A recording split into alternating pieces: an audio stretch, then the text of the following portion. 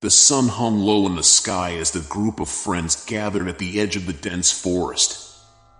Michael, their unofficial leader, stood in front of the group with a crumpled map in his hands. His voice, always confident, carried through the crisp autumn air as he pointed to the trail ahead. "This is it," he said, glancing at the towering trees that seemed to stretch endlessly before them. The deserted forest. The forest had earned its name from its haunting reputation. No one had lived there for years. Whispers of strange occurrences and mysterious disappearances plagued the area, but the allure of adventure outweighed the stories of horror. Besides, none of them really believed in the supernatural. To Michael, Anna, Greg, and Sarah, it was just another hike, another adventure to tick off their list. They set off, the dirt path crunching beneath their boots as the canopy of trees swallowed them whole. The farther they walked, the quieter the world became. The hum of the nearby town faded, replaced by the soft rustle of leaves and the occasional snap of a twig underfoot. The stillness was unnerving, but none of them dared to voice it. As dusk settled in, Michael felt the first hint of unease. His senses sharpened, his eyes flickering to the shadows that seemed to dance just outside his peripheral vision. Greg, the joker of the group, broke the silence. "You know," he said, his voice too loud in the quiet forest, "I heard this place is haunted. They say the trees can whisper your name if you listen closely." Sarah laughed nervously, swatting a mosquito from her arm. "Greg, stop. You're just trying to scare us." But the laughter died quickly when they heard it, a distant, echoing scream that sent chills down their spines. It was faint, barely more than a wail carried on the wind, but unmistakable. Anna froze, her hand gripping Michael's arm tightly. "Did you hear that?" The group stopped, their eyes scanning the forest around them. The scream came again, closer this time, but still unidentifiable. It didn't sound human, but it didn't sound like any animal either. The eerie sound pierced through the trees, sending a shiver down Michael's spine. He exchanged glances with Greg, who for once looked just as unsettled as the rest of them. "We're probably not alone out here," Michael said, trying to keep his voice steady. "Could be some other hikers messing with us." But even as he said it, he didn't believe it. The forest was empty. They hadn't seen a single person since they left the main road hours ago. The sun dipped below the horizon, casting the forest in shadow. Michael looked up at the sky, his heart pounding a little harder now. "We should set up camp," he suggested, though he couldn't shake the growing sense of dread gnawing at him. They were deep in the forest now, miles from any town or house. Whatever was out there, they were alone with it. The group moved quickly, unpacking their gear in silence as darkness fell around them. The fire crackled to life, casting flickering light on their tense faces. They ate in silence, each of them glancing nervously into the thick forest, listening for the scream to return. But it didn't come. Only the sounds of the night, the chirping of crickets, the soft rustle of wind through the trees. It should have been comforting, but instead, it felt like the calm before a storm. Anna was the first to break the silence. "Do you think we should turn back?" she asked, her voice barely above a whisper. "This place, it doesn't feel right." Michael shook his head. "We're fine. We'll stick together. Whatever it was, it's probably gone." They settled in for the night, but none of them could sleep. Hours passed in uneasy silence, each of them tossing and turning in their tents, too afraid to close their eyes. Then, just as they began to drift off, the scream came again. Louder. Closer. And this time, it was unmistakable. It was following them. Panic swept through the camp. The scream was so close now, it seemed to echo in the small clearing where they had set up their tents. Anna shot up first, scrambling out of her sleeping bag and into the darkness. "Michael! Greg!" she shouted, her voice trembling with fear. "Did you hear that?" Michael was already on his feet, his heart pounding against his ribs as the scream pierced the night once more. It was unlike anything he'd ever heard, animalistic, yet disturbingly human, like a cry of anguish twisted by something unnatural. The others were wide awake now, too, huddled close to the fire that flickered weakly, offering little comfort against the oppressive dark surrounding them. "We need to go," Greg muttered, his eyes darting around the shadows. His usual humor was gone, replaced by raw fear. "That thing, it's getting closer." Michael glanced at his watch. Midnight. The forest, so silent during the day, now seemed alive with sounds they couldn't explain. Leaves rustled without wind, twigs snapped under the weight of invisible feet. The scream came again, so close this time it felt like it was right behind them. "Pack up, now!" Michael barked, trying to keep control. But his voice betrayed his fear. Sarah was already tearing down her tent, hands shaking so badly that she fumbled with the ropes. "What is it?" she gasped. "What's making that sound?"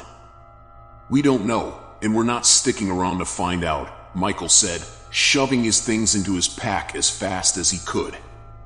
Every second felt like an eternity, the scream growing louder, more insistent, as if whatever was out there was hunting them.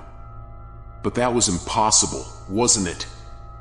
Within minutes, they had packed their bags and doused the fire, plunging them into near-complete darkness. Michael switched on his flashlight, but the beam barely cut through the thick forest night. "Stay close," he warned, leading the group back towards the trail they had come from earlier in the day. "We just need to make it back to the car."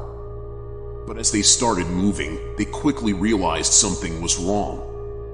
The path they had followed so easily just hours before seemed different, unfamiliar. The trees loomed larger, the undergrowth thicker. It was as if the forest itself had shifted, rearranged to trap them inside. "Wait," Anna said, her voice rising in panic. "This isn't right. This isn't the way we came." Michael stopped, shining the flashlight ahead, then around them.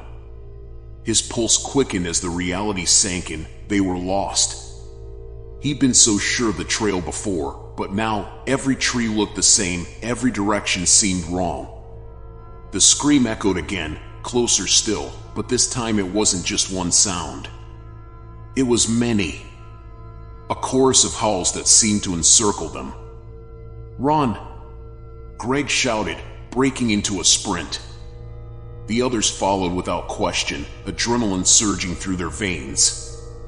The forest blurred around them as they crashed through the brush, branches whipping at their faces and arms.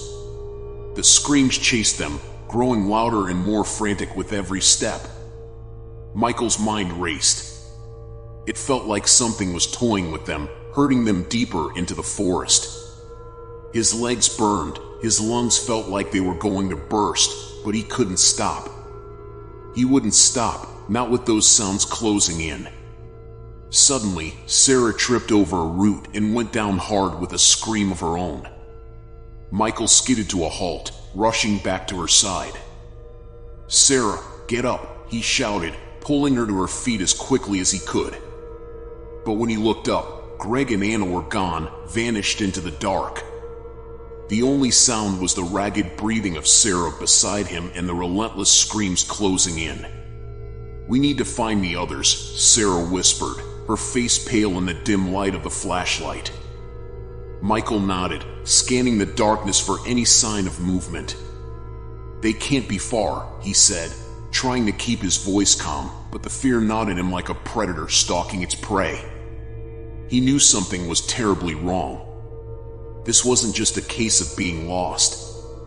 Something was hunting them. Suddenly, the screams stopped. The forest fell silent, so unnervingly quiet that even the crickets had ceased their chirping. It was as if the whole world was holding its breath, waiting. The silence pressed in on them, suffocating. "Michael." Sarah's voice trembled. "I don't think we're alone." He knew she was right. There, in the darkness, something was watching them. He could feel it, eyes hidden just beyond the reach of the flashlight, something waiting for them to make a move. The air felt thick, charged with a sinister energy, as if the forest itself had become their enemy. And then, from the shadows ahead, came the soft crunch of footsteps. Slow, deliberate. Too human to be an animal. Too calculated to be a friend. Michael's grip tightened around the flashlight, his breath shallow. "Who's there?" he called out, though deep down, he feared he already knew the answer. The footsteps stopped, but the sense of being watched only grew stronger. "We need to keep moving," he whispered to Sarah, his voice barely audible over the pounding of his heart. "Stay close, and whatever you do, don't stop." They moved deeper into the forest, but with every step, it felt like the trees were closing in, the path growing narrower, more twisted. The screams had stopped, but now there was something far worse, an eerie silence, broken only by the sound of their own racing footsteps.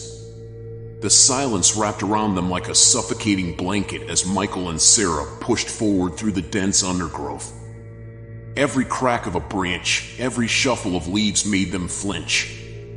The oppressive darkness seemed to grow thicker, almost tangible, like something alive was wrapping itself around them, pulling them deeper into the forest's grasp.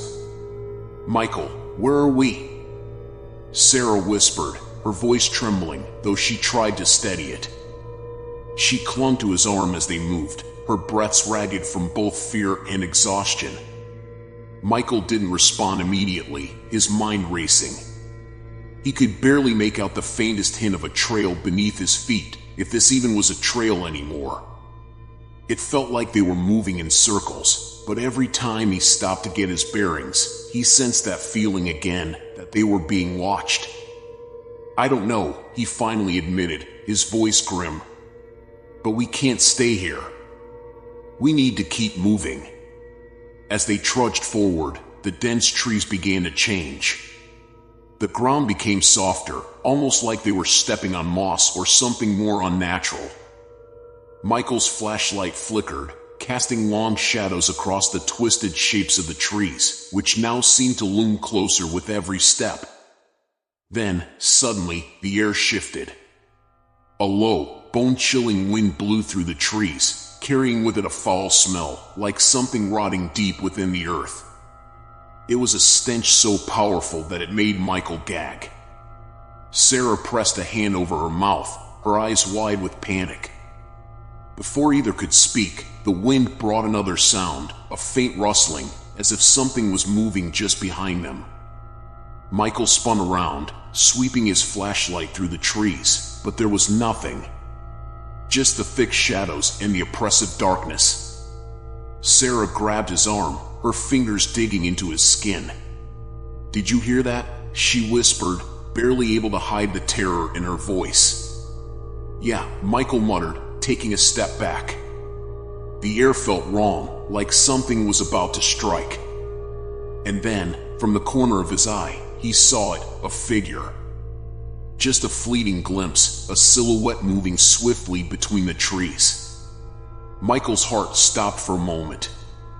He blinked, hoping it was just a trick of the light. But no, there it was again. And again. And again. "Run," he said, not waiting for a reply. He grabbed Sarah's hand, and they bolted. The forest seemed to close in around them as they sprinted through the thick foliage. The rustling behind them grew louder, more frantic. It was no longer just footsteps. There were whispers too, low and unintelligible, like the wind was speaking to them. The shadows seemed to dance just at the edge of their vision, figures shifting between the trees, always too fast to see clearly but always there. "Don't stop!" Michael gasped, dragging Sarah behind him. His legs burned, his lungs screamed for air, but the overwhelming need to escape drove him forward. The screams they had heard earlier returned, but now they were no longer distant. They were all around them, echoing from every direction. Sarah stumbled again, nearly pulling Michael down with her. He stopped only long enough to help her up, the cold terror in his chest making his hands shake. He could feel it now. Something was close, watching, hunting them like prey. Suddenly, they broke through the dense line of trees and into a small clearing. Michael skidded to a halt, gasping for breath, his flashlight illuminating a bizarre sight. In the center of the clearing stood a single, massive tree. Its bark was blackened, twisted, and gnarled, its branches reaching out like skeletal arms into the sky. The ground around it was littered with bones, small animal remains, some half buried in the dirt. "Michael." Sarah's voice was barely a whisper. He could see it too. Carved into the bark of the tree were strange symbols, ancient, unrecognizable markings that seemed to pulse with an eerie, dark energy. The air around the tree felt heavy, as if something was emanating from it. Michael's heart raced. Whatever this place was, it wasn't right. "Come on, we have to move," he said, tugging at Sarah's arm, trying to pull her away. But she didn't budge. Her eyes were fixed on something.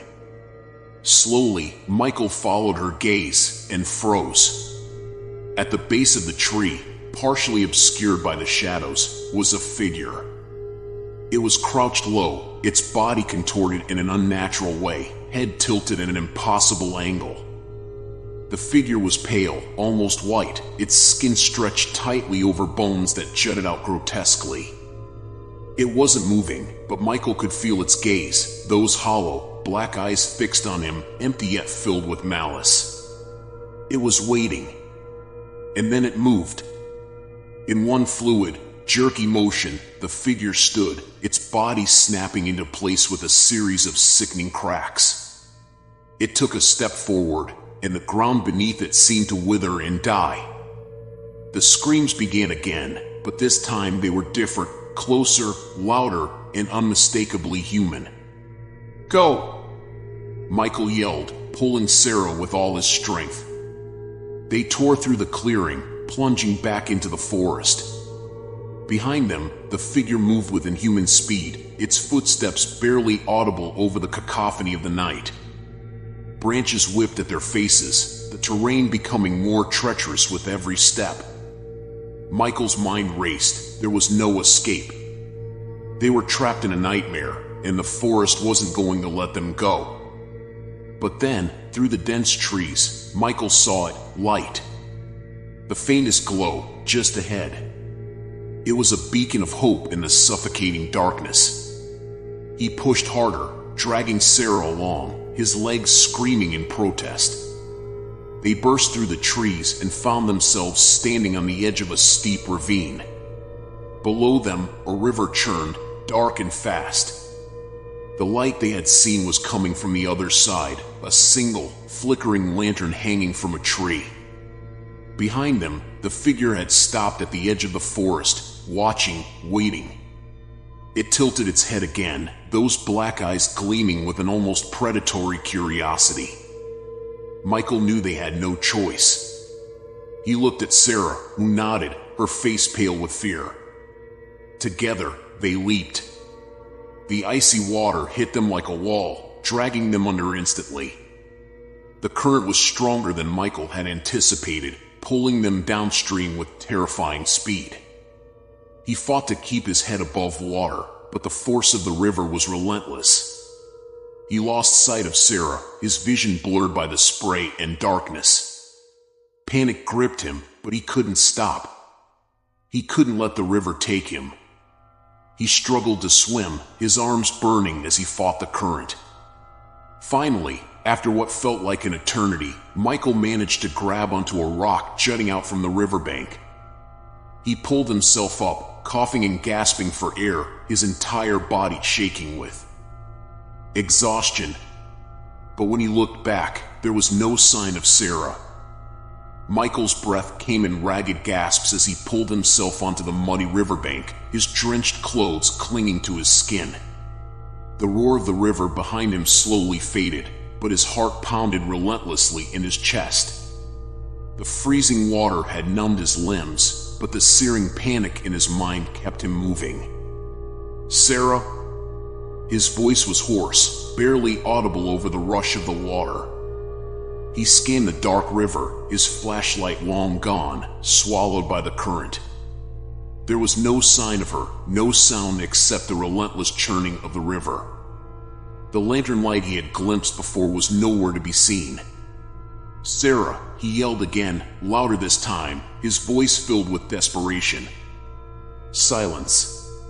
Only the oppressive darkness responded, wrapping itself around him like a predator stalking its prey. He collapsed to his knees, his mind racing. Had she been swept further downstream? Had she made it to another part of the riverbank? The thought of her alone, lost, or worse, being stalked by whatever creature they had encountered, filled him with dread. Shakily, he stood, forcing himself to keep moving. He had to find her. The forest around him was eerily quiet now, no wind, no rustling leaves, just silence. It felt unnatural, as if the very life of the woods had been drained, leaving only an empty, suffocating void. Each step Michael took seemed to echo, his boots squelching in the mud, the only sound in the oppressive stillness. As he moved deeper into the woods, something began to gnaw at the edges of his mind. It wasn't just the cold or the fear, it was something else. A sensation, a creeping realization that he wasn't alone. He could feel it again, the eyes, watching him. But this time, it was different. This time, it was closer. Michael's skin prickled, a cold sweat breaking out across his forehead. He turned sharply, scanning the tree line. There was nothing, only the faint outlines of twisted branches in the dim moonlight. But he knew something was there. He could feel it, lurking just out of sight. Without warning, a scream pierced the night. It was a high-pitched, blood-curdling sound that echoed through the forest, sending a wave of terror crashing through Michael. It wasn't like the distant cries they'd heard earlier, it was human. It was close. "Sarah!" Michael bolted in the direction of the scream, his feet pounding the uneven ground. He didn't care about the twisted branches that snagged his clothes or the sharp rocks that cut into his legs. He only knew that he had to find her before whatever was out there did. The trees flew past him in a blur as he ran, the scream still ringing in his ears. But as he reached a small clearing, he skidded to a halt. His heart dropped into his stomach. There, in the center of the clearing, was Sarah. She stood motionless, her back to him, her wet hair hanging in limp strands around her face. She didn't respond to his approach, didn't turn at the sound of his footsteps. "Sarah," Michael whispered, fear crawling up his spine. He edged closer, the sight of her standing so still in the darkness unnerving him to his core. When he was only a few feet away, she finally moved. Slowly, unnaturally, she turned to face him. Michael's breath caught in his throat. Her eyes were wide, unblinking, but they were hollow, dark voids where her pupils should have been. Her skin was pale, almost translucent in the moonlight, and her lips were pulled into a strange, unnatural smile. "Michael," she said, her voice soft, but it wasn't right. It didn't sound like Sarah. It was too calm, too cold. Michael stumbled back, his mind reeling. "Sarah, what happened? What's wrong?" But she didn't answer. Instead, she stepped toward him, her movements slow and deliberate, her eyes never leaving his. "I've been waiting," she whispered, her voice low and eerie, like something was speaking through her. "We've all been waiting." Michael's heart pounded in his chest, a primal fear taking over. This wasn't Sarah. Whatever was standing in front of him, it was something else, something wearing her face. He turned and ran, his body propelled by pure terror. The forest seemed to close in around him as he sprinted through the underbrush, branches whipping at his face and arms. Behind him, he could hear footsteps, slow, deliberate, but gaining on him. "Michael." The voice echoed through the trees, distorted and wrong, as if it was being pulled from a distant nightmare. He pushed harder, his legs burning, but no matter how fast he ran, the voice seemed to get closer. The trees blurred past him, the forest a twisted maze that offered no escape. Every step felt heavier, like the ground was trying to pull him down, like the forest itself was alive, dragging him back. And then, without warning, Michael's foot caught on something. He stumbled forward, crashing into the ground with a force that knocked the air from his lungs. Gasping, he scrambled to his feet, but before he could get up, he saw it, just a few feet away. The pale figure, the same one they had seen earlier by the blackened tree, was crouched low, its hollow eyes fixed on him. It moved with jerky, unnatural motions, its limbs contorted in ways that defied reason. It crawled toward him, its bony fingers digging into the earth, pulling itself forward with terrifying speed. Michael's mind screamed, every instinct telling him to run, but his body was frozen in place. He couldn't move, couldn't breathe. The figure was almost upon him, its face twisted into a grotesque smile, its eyes black voids that seemed to swallow the light.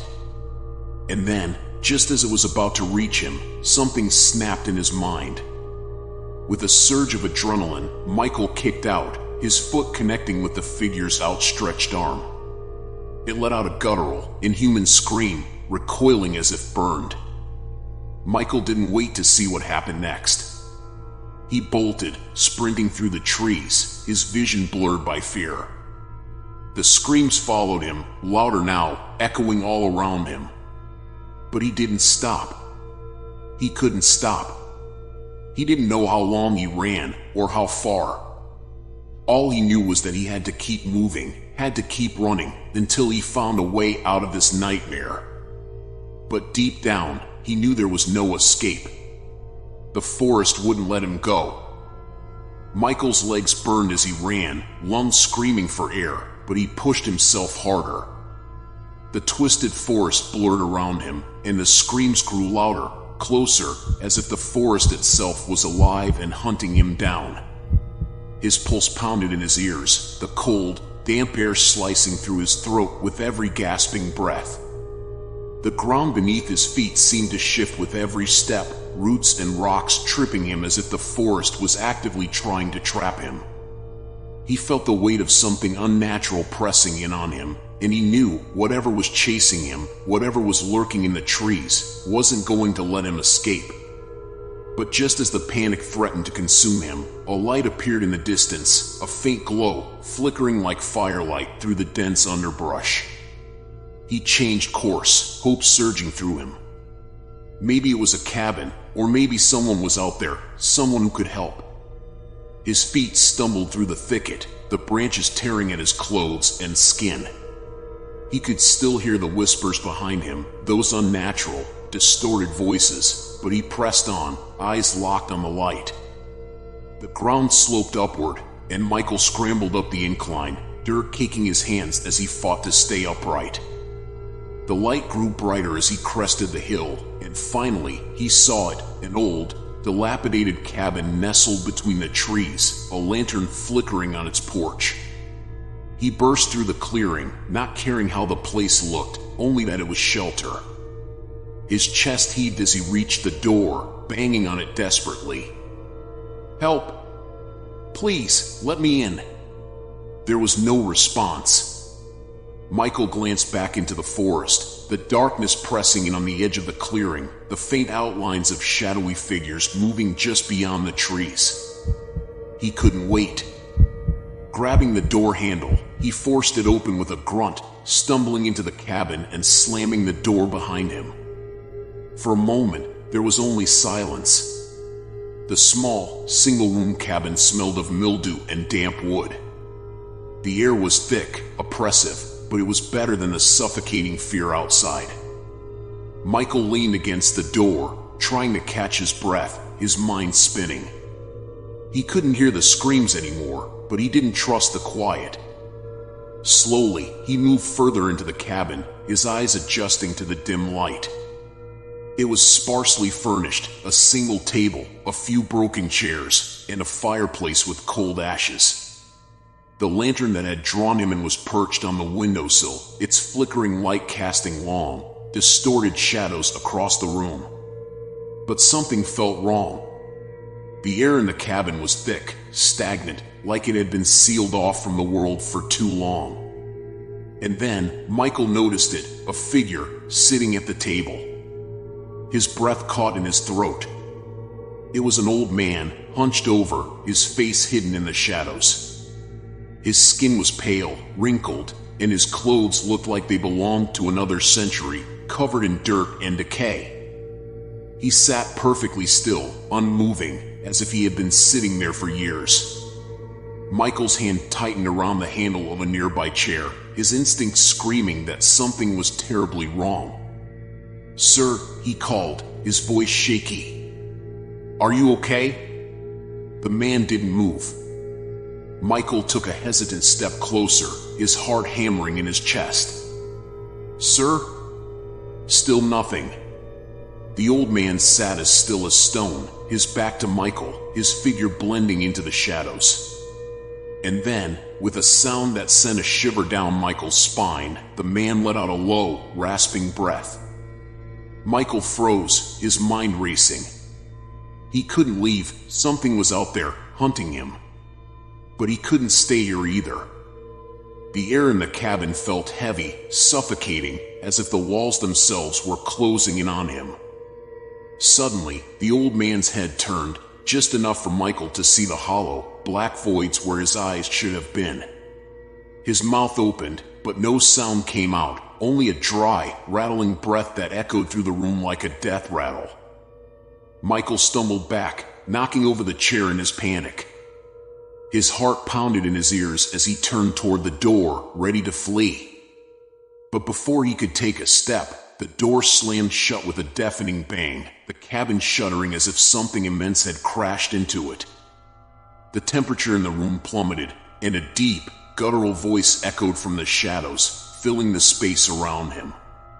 "You can't escape, Michael." His blood ran cold. The voice didn't belong to the old man.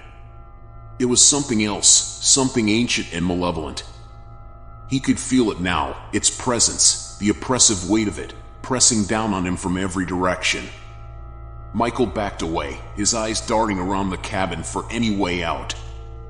But the windows were fogged, the door sealed shut, and the shadows were growing thicker, creeping closer as the voice continued to whisper in the darkness. "You should never have come here." His back hit the wall, and Michael's breath came in short, panicked gasps. The shadows seemed to pulse with life, swirling around the room, inching toward him like a predator stalking its prey.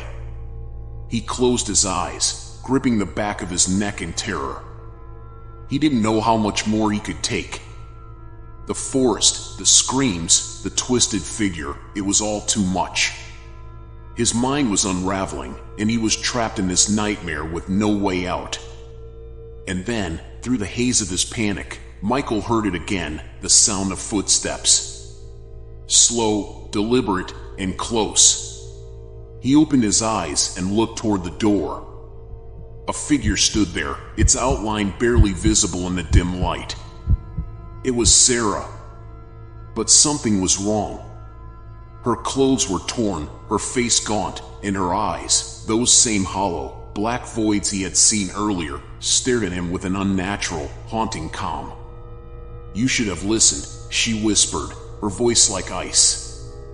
Michael's mind screamed, but his body refused to move. He was frozen, paralyzed by the horror in front of him. He couldn't speak, couldn't breathe, as Sarah, or whatever was wearing her face, stepped closer, her hand reaching out for him. "You were never meant to leave." Her fingers grazed his skin, cold as death, and in that moment, the shadows surged, swallowing the cabin in darkness. Michael's body convulsed as the cold fingers of the thing pretending to be Sarah tightened around his wrist. It was as if the touch sucked the life out of him, freezing his veins, sapping his will to fight. His breath came in ragged gasps, panic clawing at his throat, but his limbs wouldn't respond. The world around him seemed to distort, the shadows rippling like water, swallowing the room in an unnatural darkness that defied all logic. "Sarah," he rasped, barely able to form words. But the thing in front of him wasn't Sarah anymore. It was a twisted mockery, a shell filled with something far more ancient and malicious. Its hollow eyes stared into his, devoid of life, of humanity. Michael's muscles tensed as he tried to pull away, but the thing held him fast. "You cannot leave," it whispered, its voice no longer Sarah's, but something darker, something primal. "You belong to the forest now." Suddenly, the walls of the cabin seemed to warp, bending inward like a living organism. The wood groaned and shifted, the floor undulating beneath his feet as if the forest itself was reaching in to reclaim him. The shadows swirled faster, consuming everything in their path, and Michael felt the weight of the void pressing down on him, suffocating him. With a surge of adrenaline, Michael yanked his arm free from the creature's grasp, stumbling back into the swirling darkness. His mind screamed at him to run, but there was nowhere to go. The door had vanished, the windows were swallowed by shadows, and the cabin seemed to twist and fold in on itself, an endless maze of darkness. Desperation took over. He scrambled toward where he thought the door had been, his hands clawing at the air, but all he felt was the suffocating cold of the void. He turned, searching for any escape, but the thing that had once been Sarah was advancing, its eyes fixed on him, its hollow gaze searing into his soul. And then, in an instant, it lunged. Michael ducked just as the creature's hand swiped past his face, narrowly missing him. He could feel the unnatural cold radiating off its body, and the sound of its distorted breath filled the air like a sickening rasp. He bolted, his feet carrying him toward the far corner of the cabin where the shadows hadn't fully consumed the room. But there was no time to think, no time to process what was happening. The cabin shuddered again, and suddenly the floor beneath him gave way. Michael cried out as he fell, tumbling into the blackness below, his body twisting in freefall. The world spun around him, the air thick with the scent of damp earth and decay. He landed hard, the impact knocking the breath from his lungs. Pain radiated up his legs as he tried to push himself to his feet, but the ground beneath him was soft, spongy, like rotting leaves and wet soil. He was no longer in the cabin. The shadows had given way to something far worse. Michael blinked, his eyes adjusting to the faint, sickly green glow that surrounded him. He was in a cavern, deep underground, the walls slick with moisture and pulsating as if alive. Thick, twisted roots hung from the ceiling, dripping with black ichor, and the air was thick with the stench of death. The screams returned, louder this time, echoing through the cavern from every direction. They were human, agonizing, and they were close. Michael's heart raced as he staggered forward, his legs shaking beneath him. He knew he had to move, had to keep going, but every step felt like wading through thick mud. The cavern opened up before him, and what he saw made his blood run cold. Scattered across the ground were the bodies of his friends, their faces twisted in terror, their eyes wide and lifeless. Their bodies were tangled in the roots that snaked across the floor, as if the forest had consumed them, absorbed them into its twisted embrace. Blood seeped from their wounds, staining the earth red, and their mouths hung open in silent screams. "No," Michael whispered, his voice trembling. He staggered toward them, but there was nothing he could do. They were gone. All of them, Sarah, Mark, David, they had been claimed by the forest. Suddenly, the ground beneath his feet trembled, and the cavern shook with a violent force. The roots writhed and twisted, coming to life, snaking toward him with terrifying speed. Michael stumbled back, but the ground gave way again, crumbling beneath his feet as the entire cavern seemed to shift and buckle. With a panicked cry, he turned and ran, his feet slipping on the wet, uneven ground. The walls of the cavern pulsed and twisted, narrowing around him as if trying to trap him. The roots lashed out from the walls, snapping at him, grazing his arms and legs, tearing at his clothes. He could feel the cold bite of their touch, the unnatural pull of the forest trying to drag him back into the earth.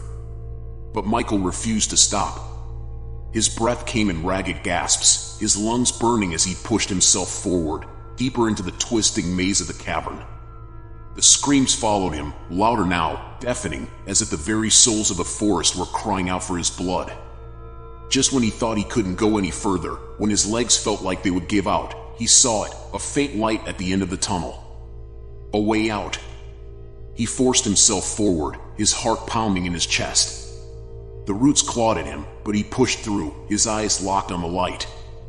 With a final burst of energy, he lunged toward the exit, throwing himself through the narrow opening just as the cavern collapsed behind him.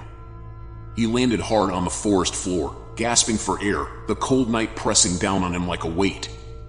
But he was alive. For now. Michael lay on the damp earth, gasping for breath, his body shaking with exhaustion. The cool night air filled his lungs, a stark contrast to the suffocating heat of the cavern he had just escaped. For a moment, he allowed himself to believe it was over.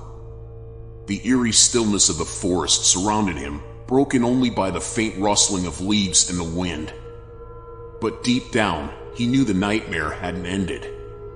Slowly, painfully, he pushed himself to his feet, his muscles screaming in protest. His legs felt weak, trembling beneath him, but he couldn't stay here. He had to keep moving, had to find a way out of this cursed forest.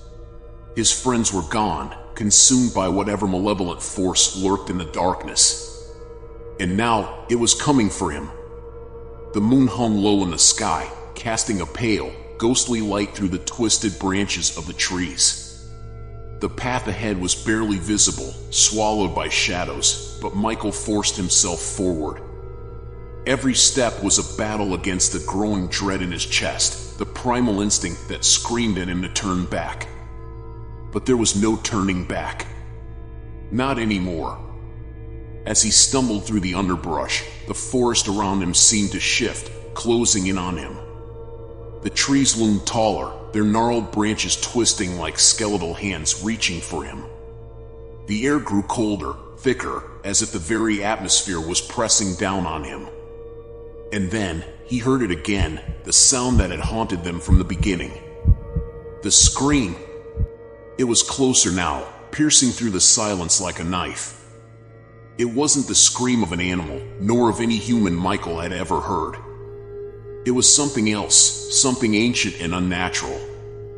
The sound wrapped around him, reverberating through the trees, making his skin crawl.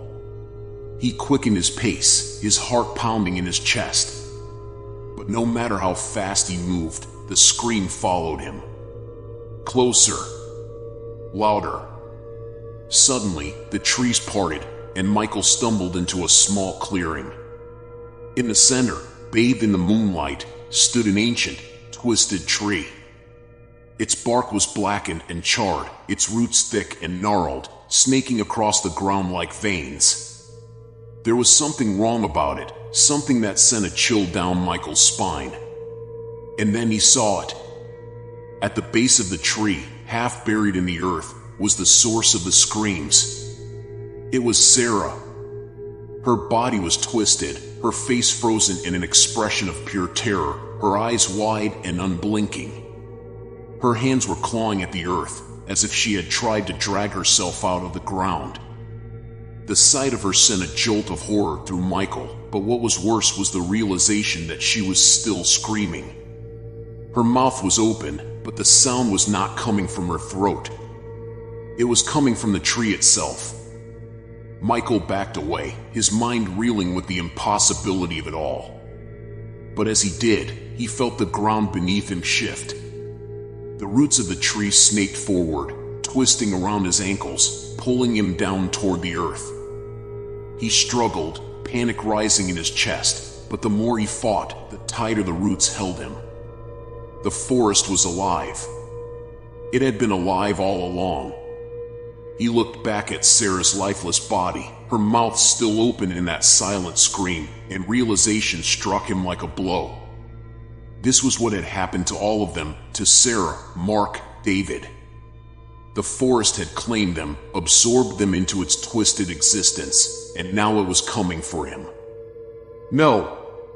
Michael screamed, thrashing against the roots, but they only pulled him deeper, the cold earth swallowing his legs. His heart raced, terror flooding every inch of his body as he clawed at the ground, desperate for escape. But there was no escape. The forest had chosen him. The ancient tree loomed over him, its twisted branches blocking out the sky, and Michael realized with horrifying clarity that this was the end. As the roots tightened around his chest, squeezing the life out of him, the forest whispered its final secret. It had never been the screams of his friends. The sounds that had haunted them, that had driven them deeper into the woods, they had been the screams of all those who had come before. The lost souls of the forest, trapped for eternity, their cries echoing through the trees. And now, he would join them. The last thing Michael saw before the darkness took him was the twisted face of the tree, staring down at him, its hollow eyes filled with an endless hunger. And then, there was only silence. Months passed. The forest, once a forgotten piece of wilderness on the edge of nowhere, remained untouched. The authorities conducted searches, finding nothing but vague traces of the group's passage. They were declared missing, presumed dead, victims of a wilderness they were unprepared for. But those who lived near the forest began to speak of strange things, whispers carried on the wind at night, and sometimes, on the quietest of evenings, a distant scream that chilled the blood of anyone who heard it. The locals knew better than to venture too deep into those woods. The forest had its secrets, and some believed that it was best left undisturbed. Because once the forest claimed you, it never let go.